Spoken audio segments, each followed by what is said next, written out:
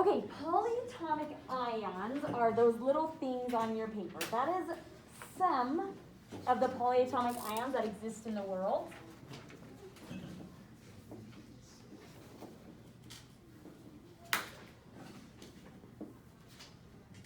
There are more than that, but those are like the most common that we'll see. Yeah.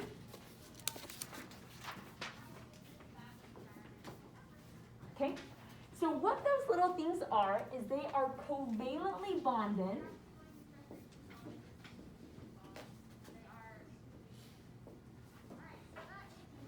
atoms with an overall charge.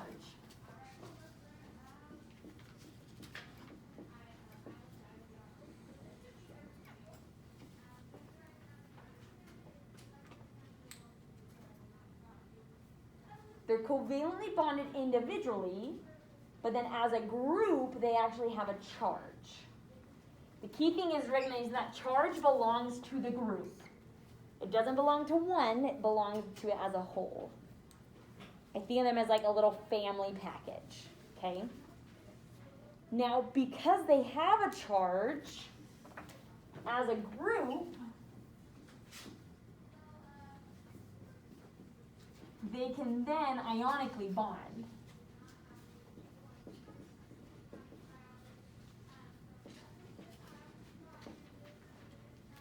Because ionic bonds are when a positive and negative thing come together.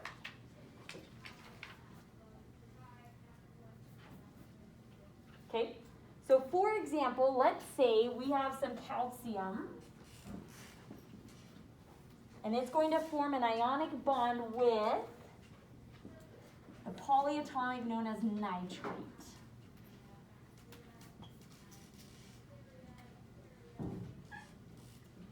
So we're going to write the formula for when these two bond with each other. So calcium symbol is Ca. Nitrate symbol is, you look on your little chart, it's NO3 with a -1 charge. Now keep in mind, the reason why they're ionically bonded is because the calcium is going to become positive. So what charge is calcium going to form here? Look at your periodic table, find calcium. There you go, Kimberly. Remind us, how did you find that? So if you look at calcium, we say it wants to be a noble gas, so the easiest way for it to do that is to lose 2 electrons. Good, so calcium has 2 valence electrons and it's going to lose them, so it becomes a +2 charge. Okay, questions on how we got this number? Now when they bond, the charges have to balance out to 0. So if one of these has a +2 charge, one of these has a -1 charge, for it to equal 0, I'm going to need 2 of these for every one of those. So my formula would look like this. CaNO3 with a 2 outside, because I need 2 NO3s. Note that chemically this is not the same as that. We have 2 groupings of this. This would indicate it's one big thing all linked together. In terms of like a simple picture, calcium nitrate would look something like this.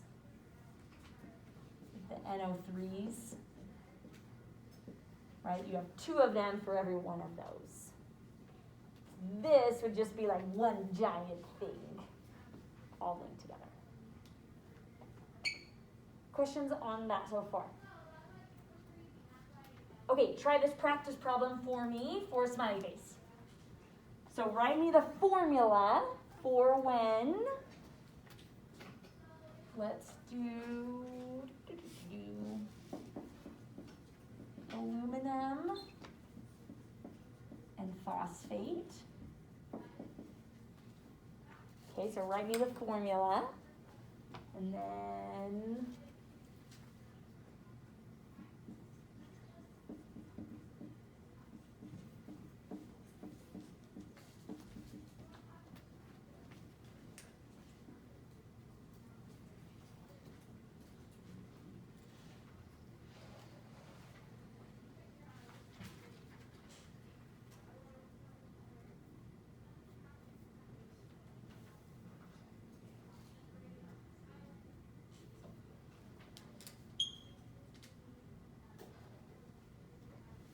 set your pencil down once you have your answers.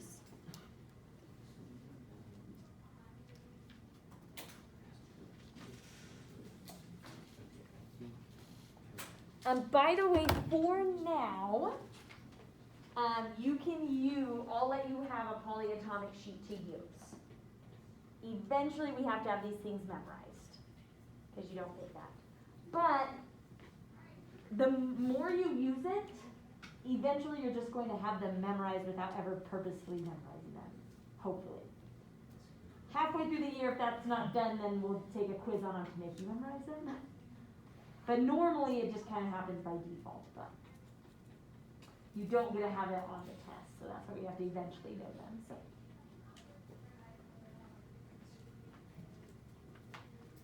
Okay, once again, pencil on your paper so I know if you're done. If you're still working, then keep your pencil up.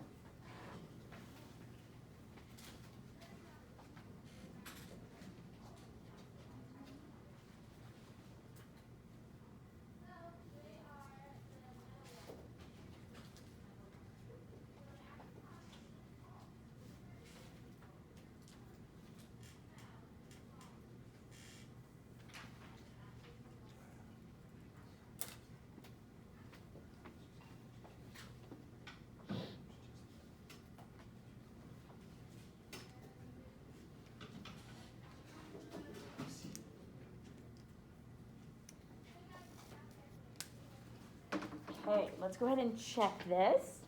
So aluminum is Al. Phosphate is PO3 with a -4 charge. No, I reversed that. PO4 with a -3 charge. Okay.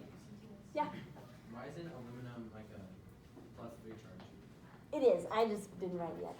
Yep, so it's not given, but we look it up and it is. That's a great point, Zach, is so the polyatomics just have a set charge. Everything else does too, we just have to find it, right? Because it's not going to be given to you in the problem. So since their charges are balanced, it's just a 1-to-1 ratio, so your formula should be Al PO4. Yay. Now some people might choose to put parentheses around the polyatomic still. You can, it's not wrong, it's just not necessary. Right, because you only have one of them. Yeah, Carly. I can find the charge of the element. So the charge of the element goes back to how many valence electrons it has and what it's going to do with those. So since the aluminum has 3 valence electrons, it's going to give those 3 away, being a +3 charge. Does that help? Okay. All right, sodium carbonate, your final answer should be Na2CO3. Oh, did you not see a second problem? I had no idea. Wow, that's amazing. You did it? Did this half of the room see it? We didn't. Sky, you saw it on the week? I'll give you another one in a second. That's weird. That's okay. I'll blame the mask. Just always blame the mask, right? Yeah. Okay, questions so far? Okay, now let's talk, we've kind of already introduced you to it, but let's talk about these rules for naming. So in chemistry, we write this, but we talk this. It's pretty rare to write out a name in actual like word form, because, I don't know, chemists are lazy and it's easier to write it this way. But when we're talking about these things, I don't technically read this as Na2CO3, I just say sodium carbonate. And another chemist, by me saying sodium carbonate, knows I'm talking about this. Okay? Now, does anyone notice anything that's interesting about the name in just someone saying this and knowing that it's that? That might seem like it's missing a little bit? Or like, where would it come from? Yeah, Isaac. Do you know how many NAs, like sodiums, there are? Yeah, so a lot of people would be like, well, how did I know there's a 2 there? Because there's nothing about a 2 here in the name, right? So where did this 2 come from? They just did that in their head really quick. They were like, okay. Going back to here, right, they went through this process and they said, okay, well, sodium has a +1 charge. Carbonate has a -2 charge. So when they bond with each other, you need 2 sodiums for every 1 carbonate. So the better you get at this, you can just do it quickly. Now, for you guys right now, you might have to write it out to figure out that process. But it really is like a language where eventually, and I'm not bragging, I've just been doing this for 8 years, plus the 5 years I went to college, 13 years, I guess. Right? When someone says a name, I just know what it is because I've been speaking the chemistry language for so long. But that's where students get really mixed up with ionics, is they forget about charges. And they see a name and they don't do charges at all, and that can mess up your answers. Okay, so let's write out the rules for naming ionic compounds.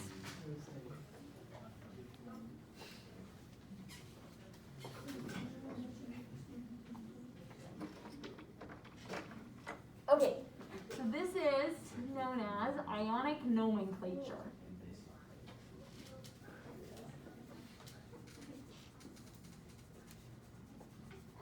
Nomenclature is the fancy word we use in chemistry when we're just naming things. But it can make you sound really cool because you can tell your friends about it and they'll be like, you did what?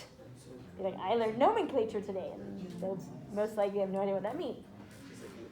But literally it's just naming, okay? So rule number 1.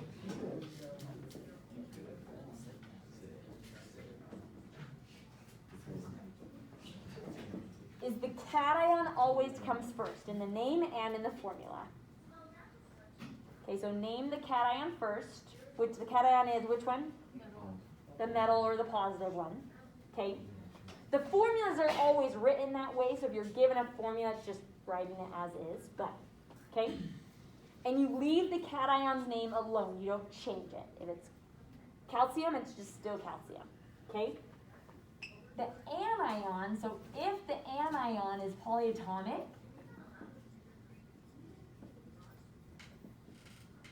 then you leave the name as is.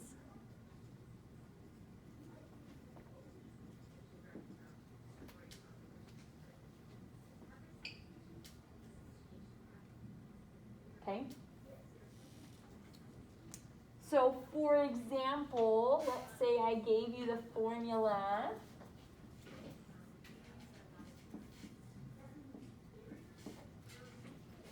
okay, and I want to know what its name is. We name the cation first, so Mg is magnesium. And then this is a polyatomic, so I look on my paper, NO3's name is nitrate. And that's its name, magnesium nitrate. If the anion is an element,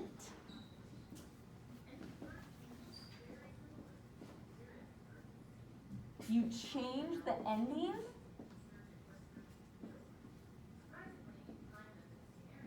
to IDE.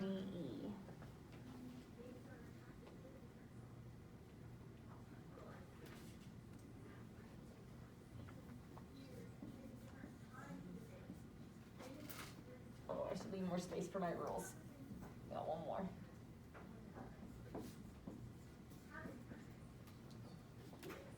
So if this is my compound and I want to name it, Mg still magnesium. Cl is Fluoride. becomes chloride. Yep. Kind of the analogy I relate it to is it's kind of like the ide is what indicates that they're chemically bonded now, right? It's kind of like they got married and the girl changed her last name, right? So, otherwise, if you just said magnesium chlorine, that would indicate they're separate from each other, right? So, okay, questions so far? Okay, let's try 2 practice problems. So I'm going to give you a formula, you're going to give me its name. So let's do,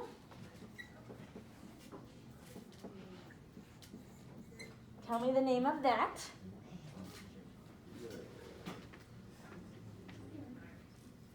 And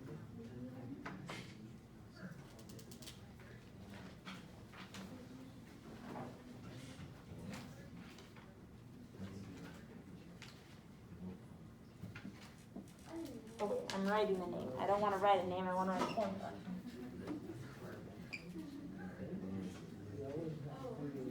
Yes, you're welcome. I got you. 2 practice problems. Everyone see them this time?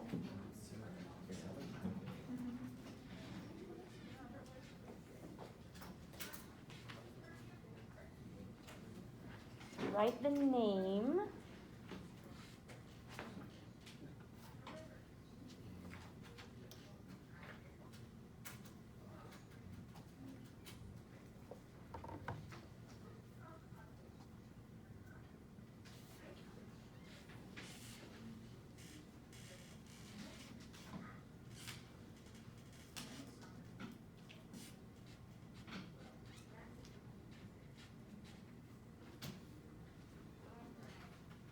Set your pencil down when you're done thinking.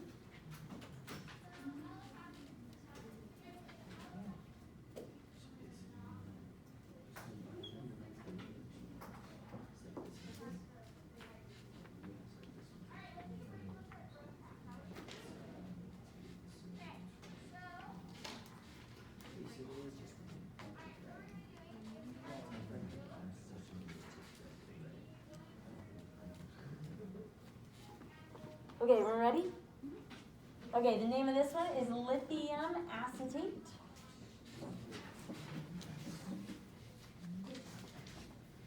And the name of this one is sodium oxide.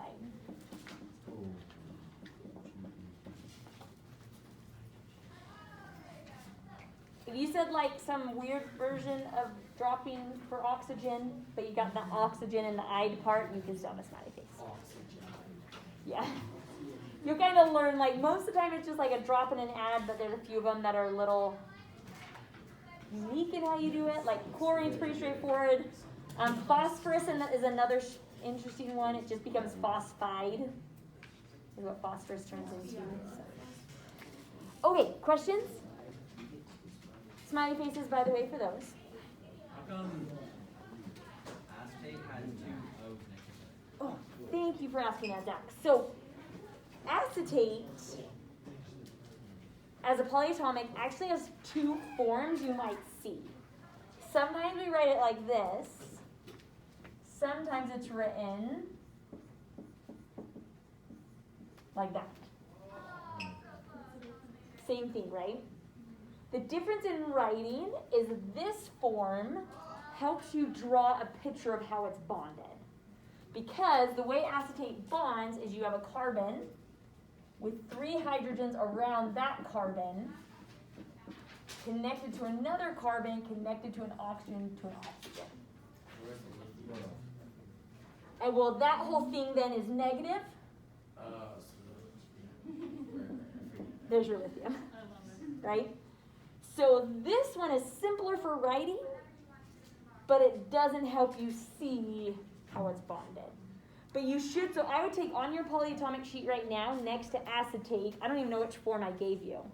This one, the long one, the Achu version, as everyone says.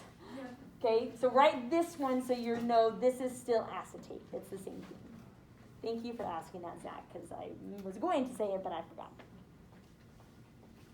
Yeah? Why would it be important to like visualize how it's bonded together? Good question. So by understanding the way things are bonded, and we'll get to this in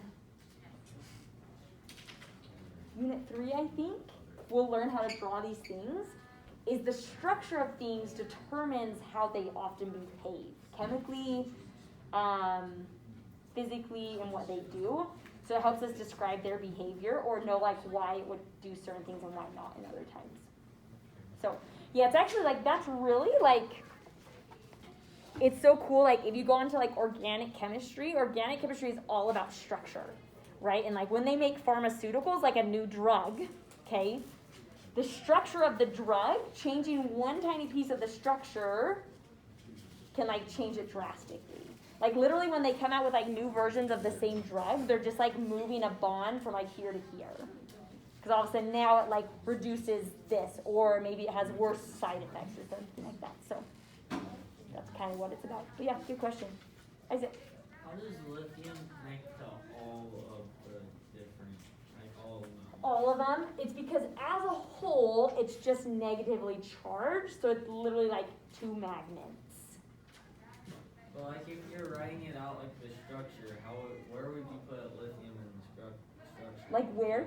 Yeah. So good question. So keep in mind that ionic structures are those big positive, negative themes, right?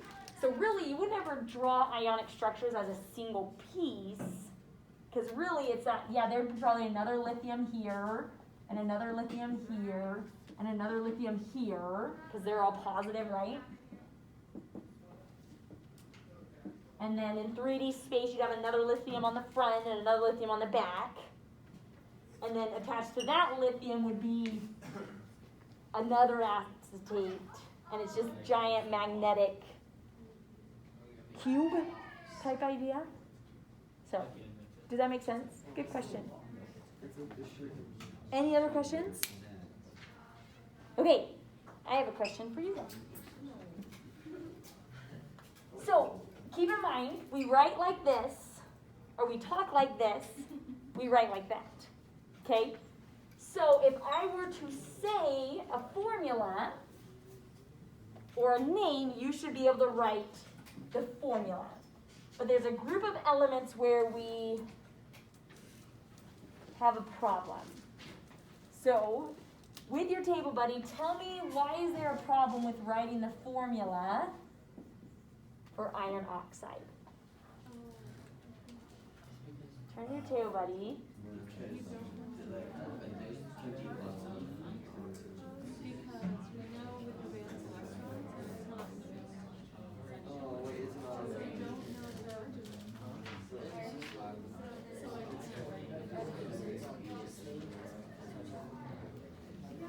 Yep, so they would have to say iron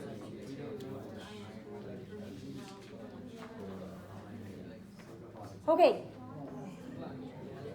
Someone by raising a hand, what's our dilemma? Why can't I write the formula for iron oxide? Carly? Very good. In order to write an ionic formula, you have to know their charges. We don't know iron's charge because it's in that D block and causes problems. Okay? By name, the D block metals plus all the metals that are under the staircase are known as transition metals. Okay? The transition metals vary in their charges, right? Because those electrons can jump. So sometimes iron has 2 valence electrons, sometimes iron has 3 valence electrons. So the other thing that you need to be aware of with naming is if the metal is a transition metal,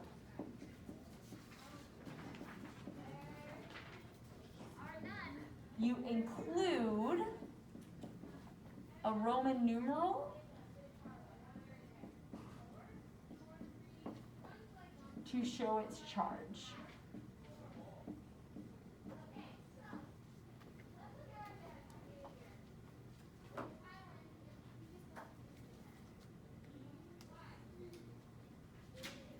So you would never be given this name. It's not a thing.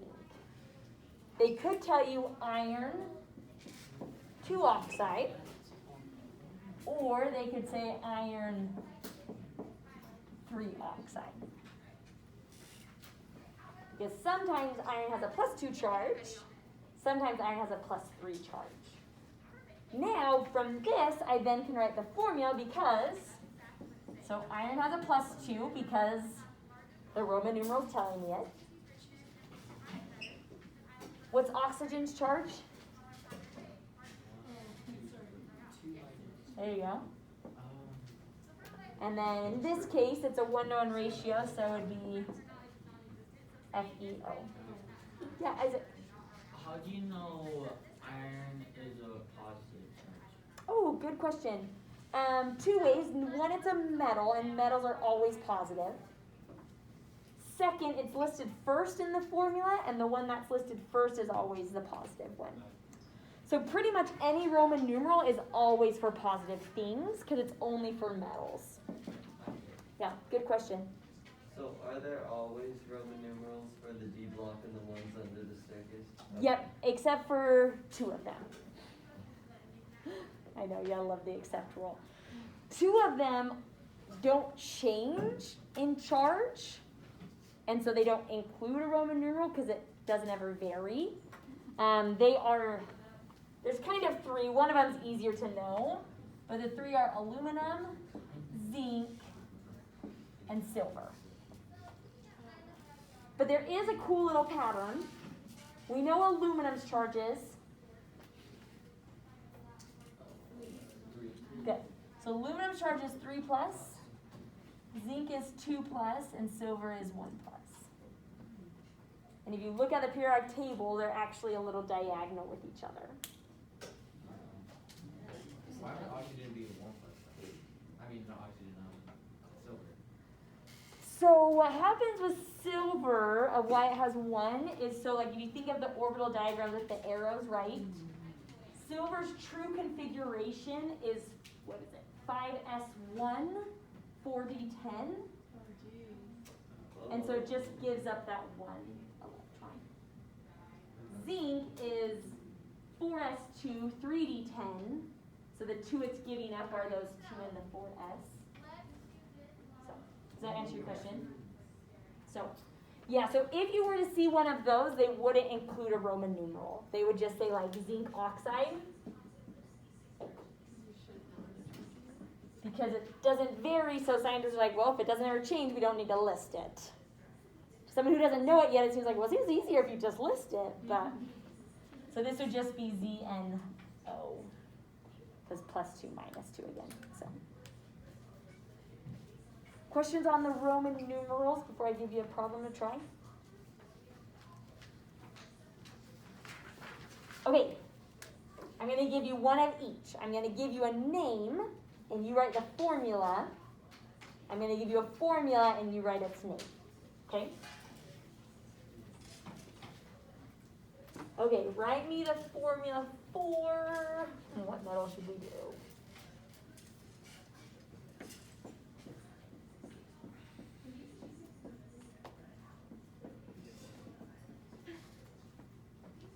Lead 4, that's a 4 in Roman numerals, by the way. It only ever goes up to 4, so if you're like, I don't know Roman numerals, you just got to get to 4, that's all. And then, write me the name of that one.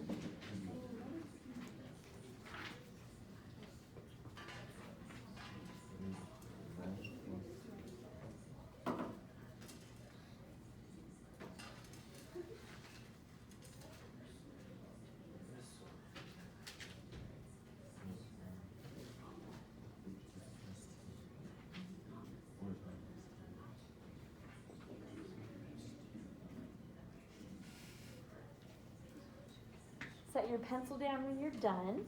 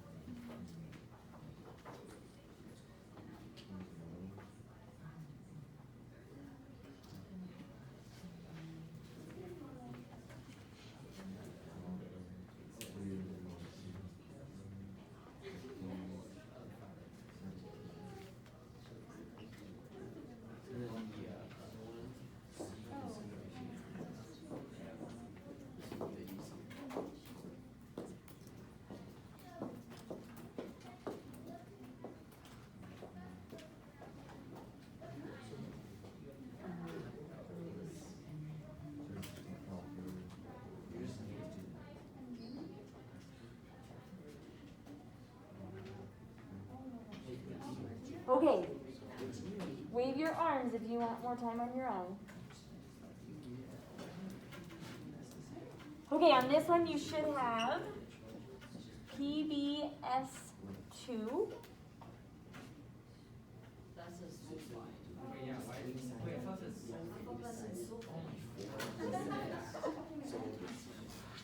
Good mistake though, because that actually is pretty common, right? To mix up an element versus like the polyatomic version of it. So "ide" means just the element, right?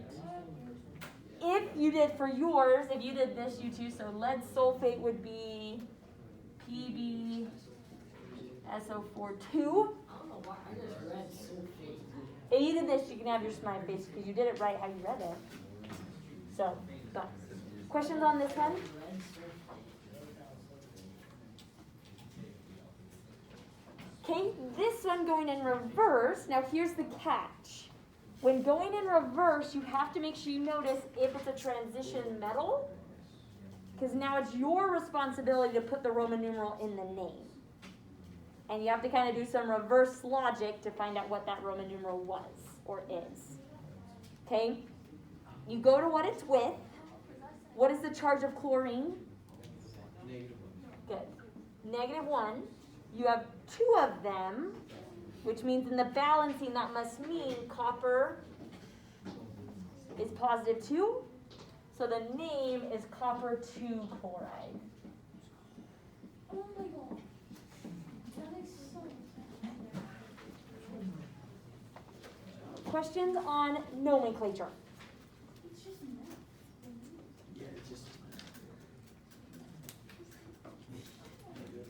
Any questions? Feeling okay? Okay, what we're going to do now is I'm just going to go through the questions that you guys posted, and then if more questions pop up, ask them, okay?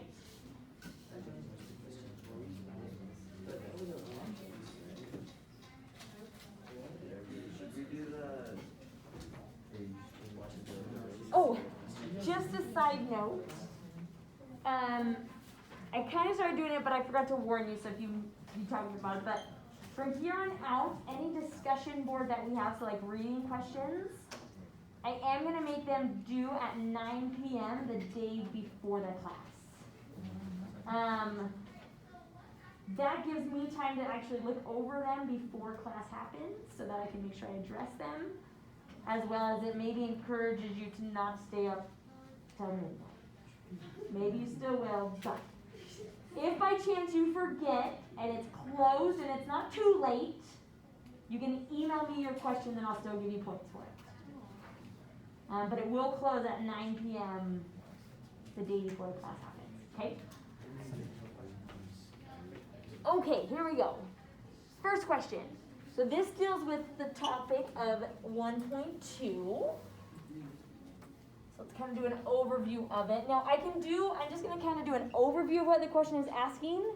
If anybody wants a specific problem, like you want numbers and things, let me know and we can do an actual problem. But if not, I'll just kind of do an overview of how to find it. Can I see till this little mark with the, yeah? Okay, so topic 1.2 is about mass spectroscopy. Okay, so overview of mass spec. A mass spec is a device that you put a sample into and it separates it by mass. Okay, for us, what we're focused on is it separates it into its varying isotopes. Because carbon can weigh 11, it can weigh 12, it can weigh 13, it can weigh 14. Right, so if I have a cup of carbon and I pour it into a mass spec, it will sort it out for me. Okay? The graphs of a mass spec always look something like this. Right, it's like funny little bar graphs. Okay? Which is the peak that we focus on? the biggest one? The highest. It's known as the base peak. Doesn't really matter know its name. How does that help me, Taylor? Because that's gonna be the closest one to its actual rate. Good. So if like this was like 88, and I wanted to identify the element, you would find an element that is closest to 88, right? And then it's going to be one of those two, right? Once again, it may not land right at 88 because you have other elements. In this case, I just made up that graph, but I'd probably say it's yttrium. Because it does have a fairly high peak higher up that would pull the average above 88, not below 88, right? How far does it need to be for us to say the sample's like contaminated? It's not, like the same element. It would be pretty extreme. Like this one would probably be like, I don't know, like 92, but like if you had one like in the hundreds or something, then yeah, you definitely have something else in there. I don't know if there's a hard rule for sure, but it would be obvious. Okay. So, good question. Okay, so that's one thing you should be able to do on the test, is if I give you a graph, you should be able to tell me what element it most likely is. Okay? Second thing is what the data then can tell us. So scientists take this data, they take the heights of the peak, which are the percentages, right? So they take the percent of the element times by its mass, right? And then by adding those all together for every isotope, whoa, writing backwards.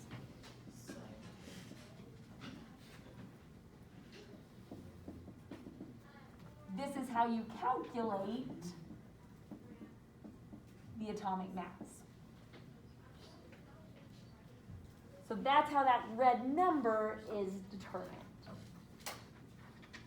Okay, so if you're given a graph, you can plug in this data to find the actual mathematical value, right? Like that would be like a not multiple choice question, obviously. The other thing that you can calculate though is if you know the mass, but you don't know the percentages, you can do it in reverse. The way that works is you label the percentages as values, and you say, all right, well, let's say this is X, and this is Y. We then had a second equation with X and Y. Does anyone remember what that equation was? Yeah, Taylor? X plus Y equals 4, And why is that an equation? Why does that work? because all the percents together equal 100%. Yeah, right, because they're just percentages, right? And decimal form, they're going to add up to 1. So then you would take this, solve for a variable, so we'd say like X equals 1 minus Y. Plug it in, do your math, get your percentages. So, yeah, Kimberly. So if you had more than 2 isotopes masses and you were trying to work backwards like that, how would you do it? You can't. Okay. No, without more data. Because in a sense, right, the way math works is for every variable, you'd need a new equation. So if we had an XYZ, we would need some other piece of information about our atoms to help us get there. So you won't see that one, but great question. Any other questions about topic 1.2 while we're on it? Yeah, Carly. Clarification. So the graphs tell us the atomic weight, right? It tells you the individual weights of each isotope and the abundance of them. So the y-axis tells you their mass. I said that backwards. The x-axis tells you their mass. The y-axis tells you the percent abundance. Does that answer your question? Okay. Any other questions on topic 1.2? Okay, scrolling down the list. Another percent abundance. Okay, let's review 1.7, which is periodic trends.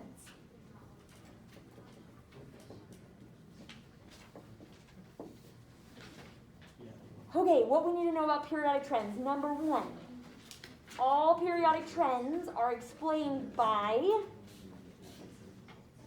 Coulomb's law or Coulombic forces, which is the law that tells us why positive and negatives are held together. Now, positive and negative forces are affected by 2 things always. What are those 2 factors? Distance and magnitude.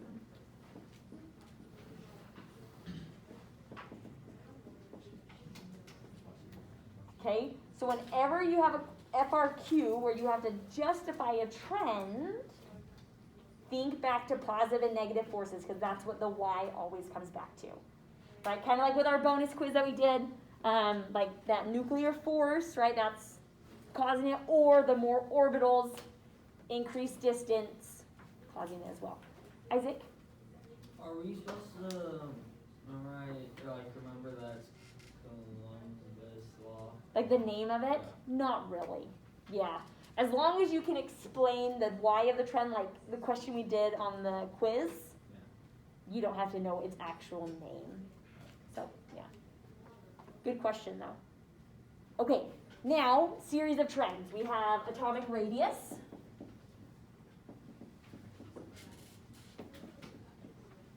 Which describes the size of an atom, right? Literally how big it is. Okay? Take your finger in the air and point on my periodic table which side has the smallest elements. Very good. So the trend generally goes like that, where it increases as you go down, right? Generally speaking. Questions on atomic radius? Pretty straightforward. We do also have ion radius, which is how the size of an atom changes when something gains or loses electrons. So cations. What does it mean if something's a cation? Did you lose an electron? You've lost an electron, so they get smaller than the parent atom. And then anions get bigger. Once again, because with a cation, you're peeling off a shell, so it's going to shrink. With anions, you're not adding another shell, but you are adding an electron to the shell. And since electrons repel, they're going to make it get bigger. Right, they expand the ring around the rosy circle. Yeah? Do you know how anions gain, Yeah, you. So you know if you have more protein than electrons, it shrinks. Why doesn't, when you get more electrons, it shrinks too? Because it has more electrons to pull on. Good question. The difference is kind of where it's located, right? So the protons are all in the middle, right? The electrons are on the outside. The other problem here, Isaac, is the electron to electron relationship, because they're both negative. What do they do to each other? They push away, right? So if I were to take another little ball and put it on this ring, it's going to push all the other ones away from it, so it has to get bigger. So it's really more about the electrons pushing each other away versus because all the protons are held just together. So that's kind of the difference. So does that make sense? Good question. Any other questions on that trend? Okay, we got ionization energy.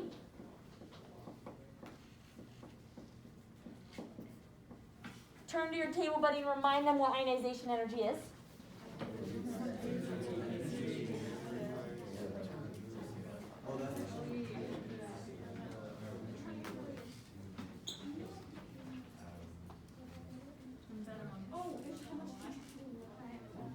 There we go. I think I've heard it in varying forms, but here's how I think about it.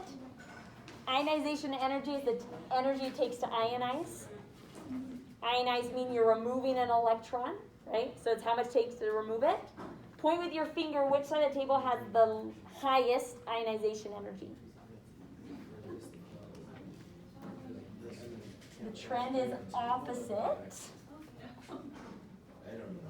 Because think of it as the ones that are smaller have a greater nuclear force, so obviously it's going to be harder to pull an electron off of them because it's held on tighter.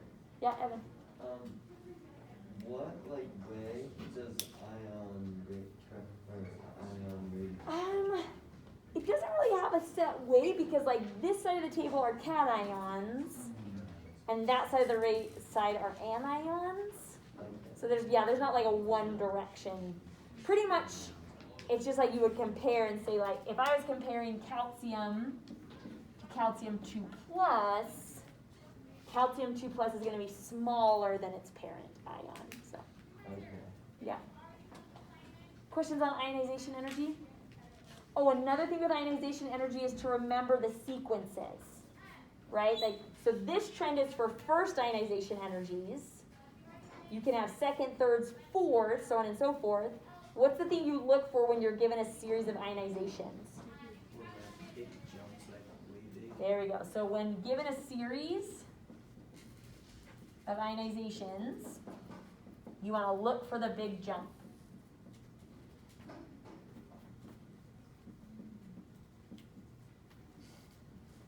What does a big jump tell me? You're past one shell. Either Yep, you I've got- emptied the valence, or I'm getting to the core, right?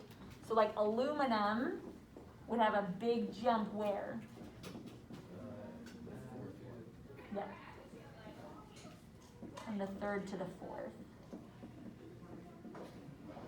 Because the third is its last valence, its fourth is now its core. Yeah. Wouldn't also have a small jump on the second one? Like, it's going from the P shell to the S shell? Yep, so you'd see like a little dip actually right when we empty the subshells out. So yeah, nope, good connection, Zach. Any other questions on ionization energy? We have 1 more minute, so I can't write it down, but the other 2 trends are electron affinity and electronegativity. No, yes, yeah, sorry, I thought I said that wrong. Electron affinity is the least one that you focus on in understanding. Electronegativity is the same trend as ionization energy, but now it's about just tugging on the electrons because they're not ionic, it's for covalent bonds. So we're not giving away electrons, we're sharing electrons, but someone is hogging them. The one furthest to the right of the table will hog the electrons more. So,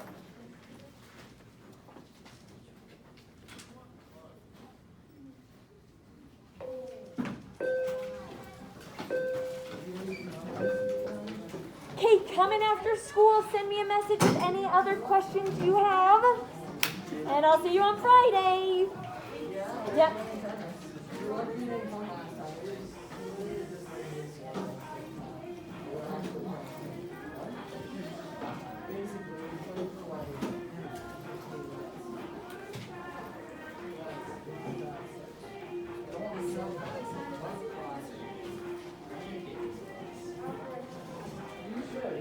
Yeah.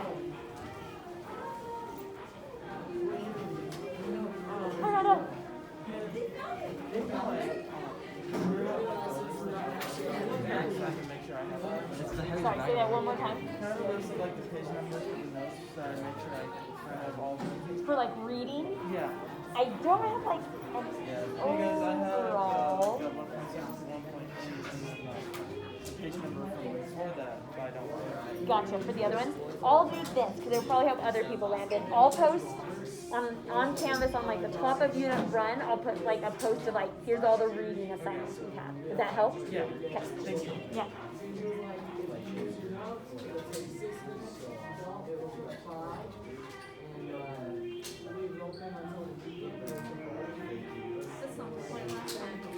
Uh-huh. Must be a third to fourth transition song.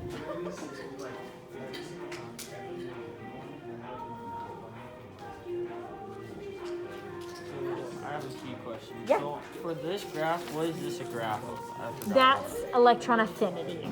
So what's that exactly? So affinity, so ionization is the removal of an electron. Yeah. Affinity is the addition of an electron. Okay. So like how much it wants another electron? Yeah. Okay. And the more negative the value, the more it wants that electron. Is it still filming? Thanks, Matt.